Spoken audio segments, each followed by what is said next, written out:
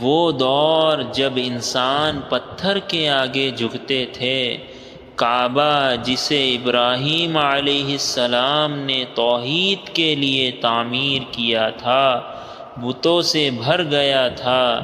360 بیٹے لوگ کہیں گے کہ ہم اس کی عبادت صرف اس لیے کرتے ہیں کہ یہ ہمیں اللہ کے قریب کر دیتا ہے۔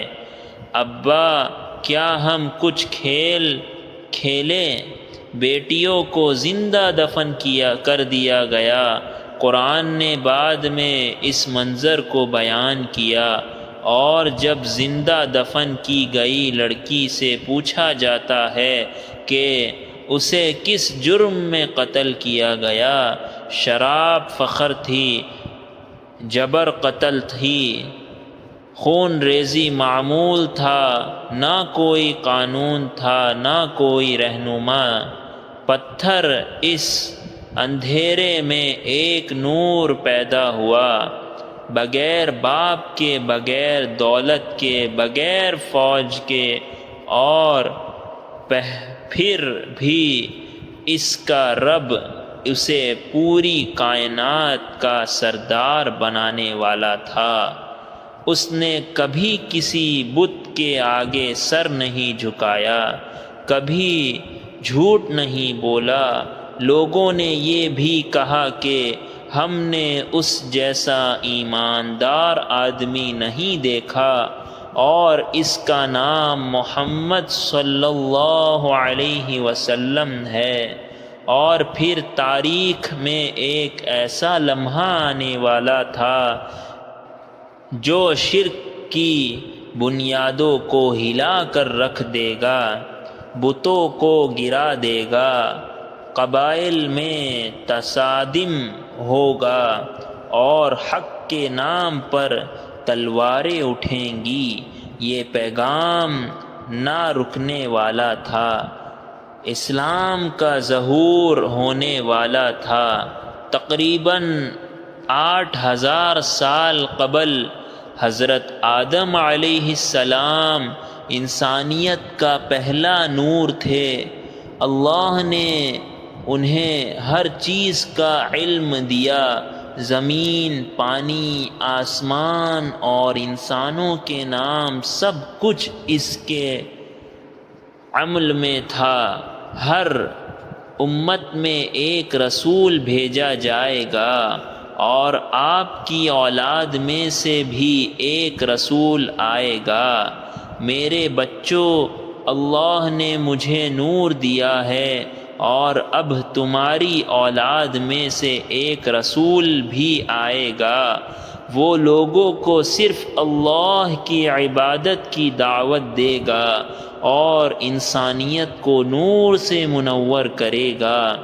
آخری نبی سے تقریباً 4300 سال پہلے اللہ تعالیٰ نے حضرت نوح علیہ السلام کو انسانیت کی طرف بھیجا۔ اس وقت جب لوگ شرک اور برائی میں ڈوبے ہوئے تھے، اور صرف چند ہی لوگ حق کا پیغام سننے کے لیے آمادہ تھے۔ اللہ کی عبادت کرو اور اس شرک کو چھوڑ دو۔ اللہ تعالی میرے بعد تمہاری اولاد میں سے ایک رسول بھیجے گا جو تمہیں حق کی طرف بلائے گا۔ آخری نبی سے تقریباً 2600 سال پہلے دنیا ایک بار پھر شرک میں ڈوبی ہوئی تھی۔ بت، ستارے، چاند اور سورج، سب کو دیوتا بنایا گیا تھا، اور اسی وقت اللہ تعالیٰ نے ابراہیم علیہ السلام کو بھیجا تھا۔ اے ہمارے رب،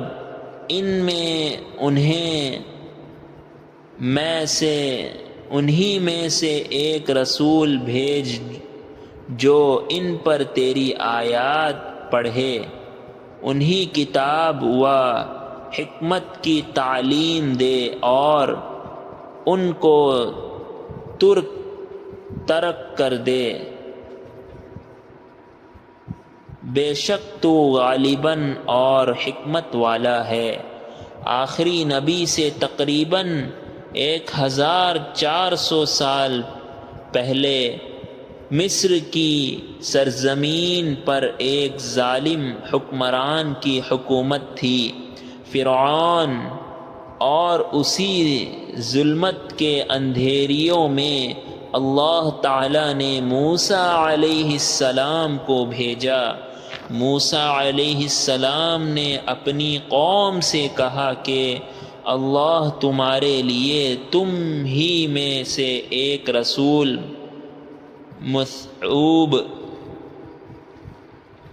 مبعوث کرے گا، اس کی بات سنو۔ آخری نبی سے تقریباً 600 سال پہلے پورے اسرائیل میں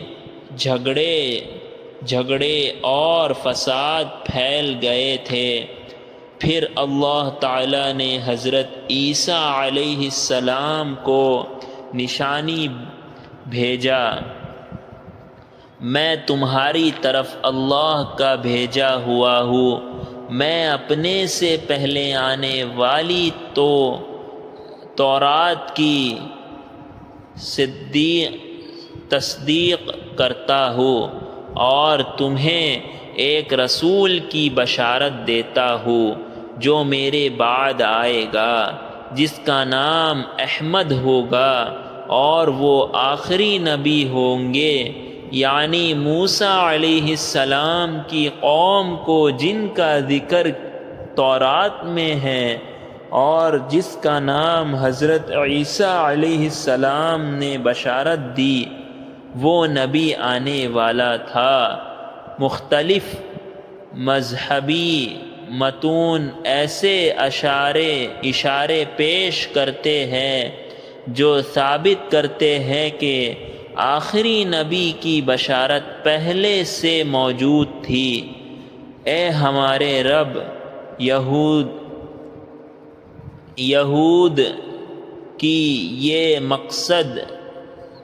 مقدس کتاب ذکر کرتی ہے کہ وہ سینہ سے آیا، سر سے چمکا اور پیران کے پہاڑوں سے چمکا۔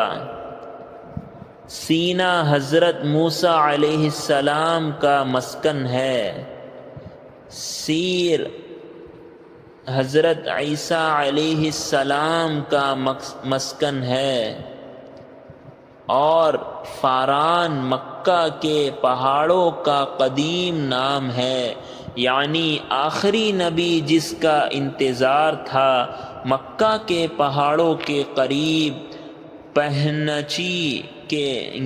پہنچیں گے۔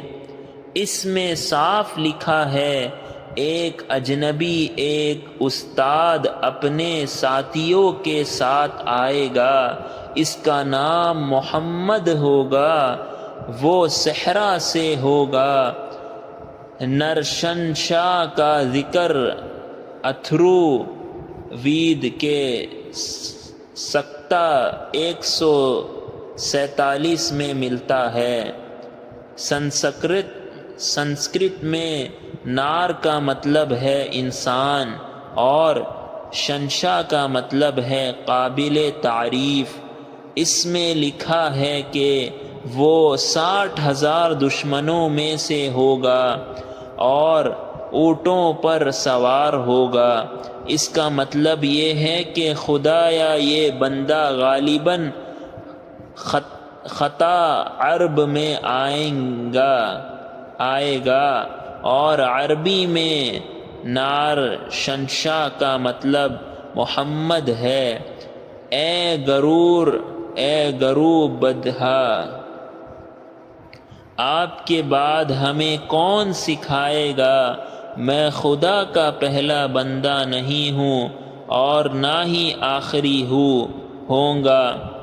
خدا کا آخری بندہ جلد آئے گا اور ایک ایسی شریعت پیش کرے گا جو خالص اور مکمل ہوگی، اس کا نام مطیع ہوگا، جس کا مطلب ہے رحم کرنے والا۔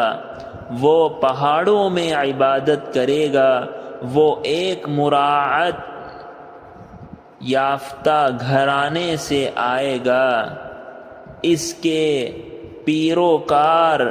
پیروکار اس سے اتنی محبت کریں گے کہ وہ اپنی جانیں قربان کر دیں گے، اور وہ اپنے دشمنوں پر غالب آئیں گے۔ جب لوگ راستے سے بھٹک جائیں گے تو خدا اپنے بندے کو عرب بھیجے گا، اور اس کے ساتھی شریف اور نیک ہوں گے، اور وہ فارس کا تخت الٹ دیں گے۔ آخری نبی سے 1 سال پہلے مکہ ایک شہر تھا جو پہاڑوں سے گھرا ہوا تھا، صحرائی ہوا، اور اس شہر کے مرکز میں خانہ کعبہ تھا جو ابراہیم علیہ السلام نے توحید کے لیے تعمیر کیا تھا، لیکن اب 360 بت اس کے ارد گرد کھڑے تھے۔ لوگ ان کے سامنے جھک کر دعا کرتے تھے۔ یہ زمانہ جاہلیت کا تھا۔ اسی شہر میں قریش کا ایک معزز خاندان رہتا تھا۔ ان سے سردار بنو ہاشم عبد المطلب بن ہاشم تھے، اور ان کا رابطہ بلند تھا۔ وہ حجاج کی خدمت اور آب زمزم کی نگرانی کا ذمہ دار تھا۔ لوگ اس کی عزت کرتے تھے۔ ان کے ایک بیٹے عبداللہ بن عبد المطلب تھے، جوان، شریف اور محبوب۔ ان کی شادی حضرت آمنہ بن وہب سے ہوئی، لیکن قسمت نے ایک سخت دھچکا لگایا۔ حضرت عبداللہ تجارتی سفر پر گئے اور یثرب کا مدینہ میں وفات پائی۔ آمنہ اس وقت حاملہ تھی۔ پھر وہ دن آیا، مکہ مکرمہ کی ایک صبح ایک شخص بنو ہاشم کے گھر پہنچا جو نہ صرف ایک خاندان کے لیے بلکہ پوری انسانیت کے لیے نعمت بن جائے گا۔ اس پر نہ باپ کا سایہ تھا،